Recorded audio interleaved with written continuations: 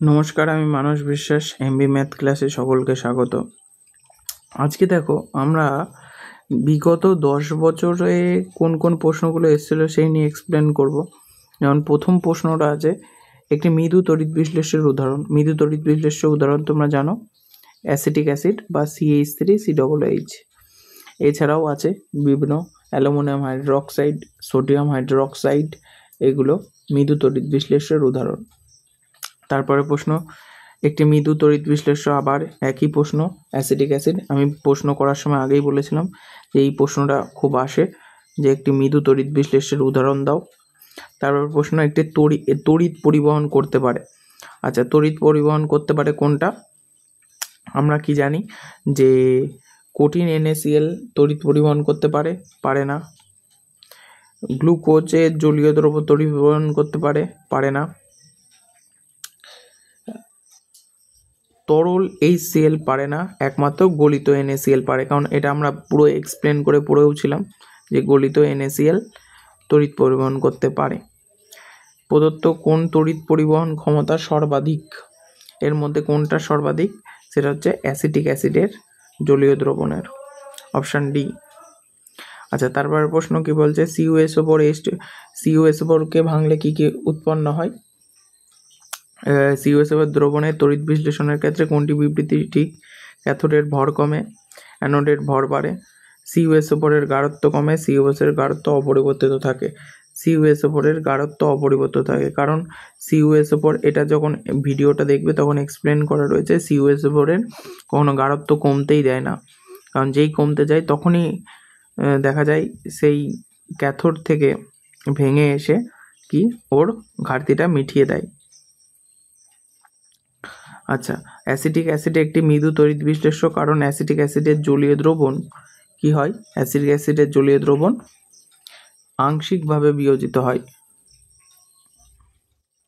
তারপরের প্রশ্ন, তড়িৎ বিশ্লেষণের সময় কোন পদার্থগুলো লাগে? ক্যাথোডে কি হয় আমরা জানি, আমরা এটা পড়েছিলাম, পাওয়ার সময় ক্যাথোডে বিজারণ হয়, অ্যানোডে জারণ ঘটে। আচ্ছা, এবার চলে আসি 2023-এর প্রশ্ন, 11 নম্বর প্রশ্ন। অ্যালুমিনিয়াম নিষ্কাশনে যে গলিত মিশ্রণ ব্যবহার করা হয় তাকে ক্রায়োলাইট ও ফ্লুওস্পারের সঙ্গে নিচের কোনটি থাকে? কি থাকে এর মধ্যে? বিশুদ্ধ অ্যালুমিনিয়াম থাকে। অ্যালুমিনিয়ার সাথে এটাও দেখবে পড়ানোর সময় বলে দিয়েছিলাম, তিনটে জিনিস, ক্রায়োলাইট, ফ্লুওস্পারের সাথে বিশুদ্ধ অ্যালুমিনিয়াম থাকে। চলো পরের টপিক, কিছু প্রশ্ন আছে দেখে নাও। তড়িৎ বিশ্লেষণের জলীয় দ্রবণে তড়িৎ বিশ্লেষণের সময় তড়িতের বাহক কারা? 1 নম্বর হচ্ছে আয়ন। CuSO4-এর ক্যাথোডের দিকে কোনটা হয়? CuSO4 জানো তোমরা, CuSO4-কে ভাঙলে কি হয়? Cu2 প্লাস SO4 2- এটা হয়। তড়িৎ বিশ্লেষণের সময় তড়িৎ প্রবাহের কোন তড়িৎদ্বার মুখে হয়? ক্যাথোড থেকে সবসময় কিসে যায়? অ্যানোডে যায়। জলীয় দ্রবণ মৃদু তড়িৎ বিশ্লেষ্য, এর মধ্যে মৃদু তড়িৎ বিশ্লেষ্য হচ্ছে অ্যাসিটিক অ্যাসিড, আমরা পড়েছি অনেকবার। কোন সময় ইলেকট্রোডকে ক্যাথোড বলা হয়? যে ইলেকট্রোডে বিজারণ ঘটে তাকে বলা হয় ইলেকট্রোডে বিজারণ ঘটে। আচ্ছা, প্ল্যাটিনাম ব্যবহার করে অম্লময় জলের তড়িৎ বিশ্লেষণে ক্যাথোডে যে বিক্রিয়া হয় সেটা হচ্ছে 4H+, এর সাথে 4টে ইলেকট্রন হয়ে 2H2, মানে হাইড্রোজেন 4টে হয়ে গেল। ধাতব পরিবাহী তড়িৎ বিশ্লেষণে একটি সাদৃশ্য লেখো, উভয়ে ওহমের সূত্র প্রযোজ্য।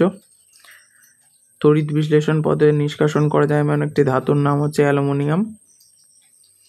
জৈব যৌগ অ্যাসিডের নাম লেখো যা মৃদু তড়িৎ বিশ্লেষ্য, তা হচ্ছে কার্বনিক অ্যাসিড। অজৈব অ্যাসিড যেহেতু, সেই জন্য কার্বনিক অ্যাসিড। তড়িৎ বিশ্লেষণের সময় কোন শক্তি এর আমরা আগেও পড়েছি, তড়িৎ শক্তি ট্রান্সফার টু রাসায়নিক শক্তি।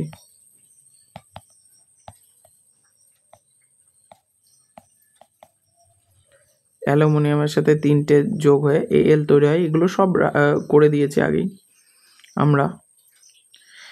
এছাড়াও দেখো কিছু প্রশ্ন এসছে 2017 সালে, বড় বড় প্রশ্ন। কোন সময় কোন শক্তিতে, একটু আগেই করলাম, তড়িৎ শক্তি রাসায়নিক শক্তিতে। অম্লায়িত জলের সঙ্গে তড়িৎ বিশ্লেষণের সময় ক্যাথোড অ্যানোডে কি কি বিক্রিয়া ঘটে? এটা হচ্ছে যখন জলের রাসায়নিক বিক্রিয়া করেছি সেখানে দেখিয়ে দিয়েছি, দেখে নিও। তড়িৎ বিশ্লেষণের সাহায্যে অ্যালুমিনিয়াম নিষ্কাশনে যে গলিত মিশ্রণের সময় তড়িৎ বিশ্লেষণ করা হয় তাতে বিশুদ্ধ অ্যালুমিনিয়াম ছাড়া আর কি কি ব্যবহার করা হয়? যে বিশুদ্ধ অ্যালুমিনিয়ামের সাথে কী কী ব্যবহার করা হয় সেগুলো হচ্ছে সেই ক্রায়োলাইট, একটু আগেই একটা প্রশ্ন ছিল ক্রায়োলাইট, আর একটা কী দিয়েছিলাম একদম দেখে নেবে, ফ্লুওস্পার।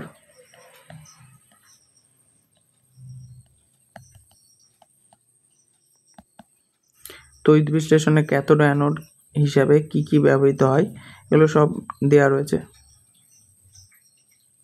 আচ্ছা, ধাতব তড়িতের মধ্যে দিয়ে তড়িৎ পরিবহন এবং তড়িৎ বিশ্লেষণের সময় তড়িৎ পরিবহনের মধ্যে দুটি পার্থক্য লেখো। পারবে। তড়িৎ বিশ্লেষণের পদ্ধতিতে কপার ধাতুর পরিশোধনে অপসৃত কপার দণ্ড কোন ইলেকট্রোড রূপে ব্যবহার করা হয়? এই প্রশ্নগুলো ভালো করে দেখে নাও, এই প্রশ্নগুলো সবই করে দেওয়া আছে, সবগুলো করে নিও।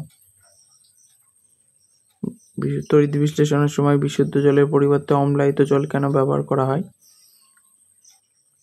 কারণ বিশুদ্ধ জলের পরিবর্তে অম্লায়িত জল ব্যবহার করলে কী হবে? তার আয়নে ভেঙে যাওয়ার সম্ভাবনা বেশি থাকবে, বিশুদ্ধ জল সহজে অম্লায়িত হতে পারে না। আর এই যে প্রশ্নগুলো রয়েছে এগুলো সব এক্সপ্লেন করে দিয়েছি, সব দেখে নিও। আমি জাস্ট দেখালাম যে এই কী কী প্রশ্ন আসতে পারে এখান থেকে, বা কী কী প্রশ্ন এসছে কয়েক বছর ধরে। আচ্ছা, এই চ্যাপ্টার থেকে মোট টোটাল নাম্বার থাকে সেটা হচ্ছে 6 মার্ক নাম্বার থাকে। তার মধ্যে 1 মার্কের একটা এমসিকিউ, 2 মার্কের দুটো এসএকিউ থাকে, আর 3 মার্কের বড় প্রশ্ন থাকে। বড় প্রশ্নে কী কী থাকে দেখো, এমসিকিউ এসএকিউ এই রকমের প্রশ্নই আসবে, আর এসএকিউ প্রশ্ন এই বড় প্রশ্ন আসবে। সিইউএস ওপরের বিশ্লেষণ, যেগুলো সেকেন্ড আর থার্ড ভিডিওতে দিয়েছি দেখবে, সেকেন্ড ভিডিও থার্ড ভিডিও যে বিক্রিয়াগুলো আছে ওগুলোর থেকেই মেনলি বড় প্রশ্ন আসে। আজকের ভিডিও এইটুকুই, 10 ইয়ার্স নিয়ে আজকে আলোচনা করা হলো এই চ্যাপ্টারের। নেক্সট ভিডিওতে নেক্সট চ্যাপ্টার নিয়ে আলোচনা করা হবে, এবং 10 ইয়ার্সে কী কী আসছে সেটা নিয়ে আমরা আলোচনা করব নেক্সট ভিডিওতে। এবং এই ভিডিও শেষে দেখবে তোমরা একটা কমেন্ট বক্সে একটা পিডিএফের লিঙ্ক আছে, সেই পিডিএফের লিঙ্ক থেকে তোমরা এই চ্যাপ্টারের পুরোপুরি ভিডিও, প্রশ্ন উত্তরের ভিডিও পুরোপুরি ডাউনলোড করে নিতে পারবে এবং প্রিন্ট আউট করে নিয়ে বাড়িতে পড়ে নেবে। আর যে প্রশ্নগুলো সমস্যা হবে, যেগুলো কমেন্টে জানাবে, আমি সেগুলোর উত্তর করে দেওয়ার চেষ্টা করব।